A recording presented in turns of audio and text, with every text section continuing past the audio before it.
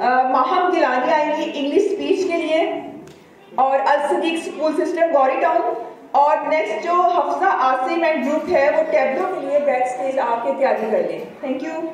As we gather here today to mark Kashmir Day, I would like to take this opportunity to shed light on the current situation of the people of Kashmir.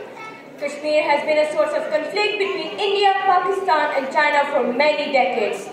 The beginning of the Kashmir conflict continued over the years, with both countries claiming the region as their own and multiple wars fought over the territory, which resulted in many miseries.